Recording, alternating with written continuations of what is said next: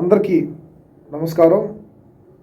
మరీ ముఖ్యంగా ఎవరైతే ముస్లిం సోదరులు ఉన్నారో వాళ్ళందరికీ అస్సలాము అలైకుం వరహమతుల్లాహి వబర్కాతుహు. నా పేరు బాజిద్ షేక్. ముందుగా ఈరోజు యొక్క వీడియో చేయడానికి ముఖ్య ఉద్దేశం, కారణం ఏమిటి అంటే, ఇప్పుడు ఒక వీడియో పెడతాను, ఆ వీడియో ఒకసారి చూడండి. వాళ్ళందరినీ దగ్గర తీసుకోవాలి.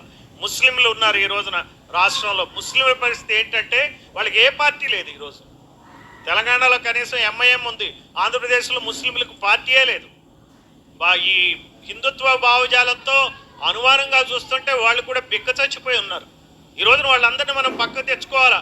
ఎందుకంటే ముస్లింలు కూడా బీసీలే, అది గమనించాలి. మనం బీసీ కేటగరైజేషన్లో బీసీఈకున్న కింద ఉన్నారు కాబట్టి వాళ్ళని కలుపుకోవాలి. చూశారు కదా, ఇప్పుడు ఎవరైతే మాట్లాడిన వ్యక్తి ఎవరైతే ఉన్నారో ఆయన రిటైర్డ్ ఐపీఎస్ పూర్ణచంద్రరావు గారు. ఆయన ఏమంటున్నారు, ముస్లింలకు ఒక పార్టీ లేదు, ఉన్న ముస్లిమ్స్ ఎవరైతే ఉన్నారో వాళ్ళందరూ కొన్ని పార్టీల్లో ఉన్నారు, వాళ్ళని మనం తీసుకోవాలి, వాళ్ళపై మనం దృష్టి సారించాలని చెప్పి ఆయన చెప్పారు. మంచిదే. ఈ దేశంలో ఎవరు ఎన్ని పార్టీలు పెట్టినా ఖచ్చితంగా అన్ని వర్గాల వాళ్ళని కలుపుకొని పోయాడు అంటే ఆలోచన మంచిదే. ఈ విషయంపై ఏదైతే సమస్య ఉందో, ముస్లింలు ప్రధానంగా ఎదుర్కొంటున్న సమస్య ఏదైతే ఉందో ఆ సమస్యను మన ఎవరైతే రిటైర్డ్ ఐపీఎస్ పూర్ణచంద్ర గారు ఎవరైతే ఉన్నారో చాలా దాని మీద పరిశీలించి దాన్ని బయటికి తీశారు. చాలా మీకు ధన్యవాదాలు సార్. నేను చెప్పదలుచుకు ఏమిటంటే, ఈరోజు ముస్లింలు కేవలం కొన్ని పార్టీలకు ఓటు బ్యాంక్గానే మారినాయని, కొన్ని పార్టీలు ఓటు బ్యాంక్గానే ముస్లింలను వినియోగించుకుంటున్నారని మనం అర్థం చేసుకోవాలి. ఇప్పటికే ఈ ఆంధ్ర రాష్ట్రంలో ముస్లింలకు ఒక పార్టీ లేకపోవటం, ముస్లింలకు ఒక నాయకత్వం లేకపోవటం అనేది చాలా మనం ఆలోచించదగ్గ విషయం. దాని మీద ప్రతి ఒక్కరూ ఆలోచించుకోవాలి.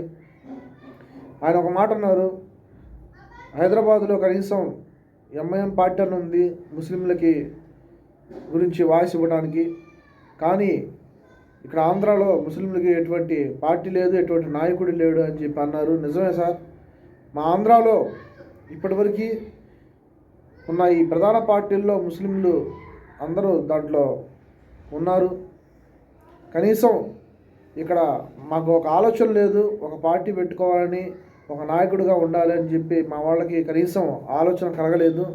అది భవిష్యత్తులో మరి వస్తుందో రాదో నాకైతే తెలియదు. నేను చెప్పదలుచుకుంది ఏంటంటే, ఈ ముస్లిం సమాజం పూర్తిగా అర్థం చేసుకోవాలి, ఆలోచించాలి. రాష్ట్రంలో కనీసం ఏదైతే 175 నియోజకవర్గాలు ఉన్నాయో 175 నియోజకవర్గాల్లో ముస్లిం ప్రాబల్యం ఉన్న నియోజకవర్గాలు 30 నుంచి 40 నియోజకవర్గాలు ముస్లిం ప్రాబల్యం ఉన్నవి. వాటిలో గెలుపు ఓటముల దిశగా దాదాపుగా 20 పై నియోజకవర్గాలు ఉన్నాయి. కనీసం ముస్లింలు ఏకతాటి మీదకి వచ్చి అందరూ ఐక్యంగా కలిసి పోరాడితే ఈ రాష్ట్రంలో ఎవరో ఇచ్చే పార్టీల్లో 2-3 సీట్లు కంటే కనీసం ఒక 10 సీట్లు మనం దక్కించుకునే అవకాశం ఈరోజు ఉంది. దాని మీద యావత్ ముస్లిం సమాజం ఎవరైతే ఆంధ్రాలో ఉన్నారో వాళ్ళు పెద్దలు ఎవరైతే ఉన్నారో ఒకసారి ఆలోచించాలి, దాని మీద ప్రయత్నం చేయాలి. ప్రయత్నం చేస్తేనే కదా ఏదైనా తెలిసేది.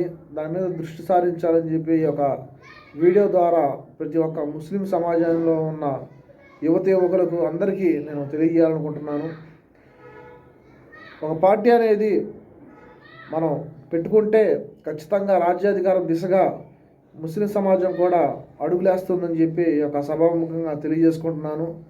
దానిపై రాజకీయ మేధావులు ఎవరైతే పెద్దలు ఉన్నారో, యువకులు ఎవరైతే ఉన్నారో, ఆలోచన పరులు ఎవరైతే ఉన్నారో వీరందరూ ఒక సమాయత్తమైన ఒక ఆలోచనకు రావాలి అని, దాని మీద దృష్టి సారించాలి అని, కనీసం ఈ రాష్ట్రంలో 10 స్థానాలు అసెంబ్లీ స్థానాలు, ఒక 2-3 ఎంపీ స్థానాలు మనం దక్కించుకుంటే అన్ని చట్టసభల్లో మనకంటూ ఒక గౌరవప్రదమైన స్థానం ఉంటుందని చెప్పి ఒక సభాముఖంగా తెలియజేసుకుంటూ, ఖచ్చితంగా ఆ దిశగా ప్రతి ఒక్కరూ ఆలోచించాలని, ఆచరణలో పెట్టాలి అని ఈ యొక్క వీడియో ద్వారా నేను తెలియదలుచుకున్నాను.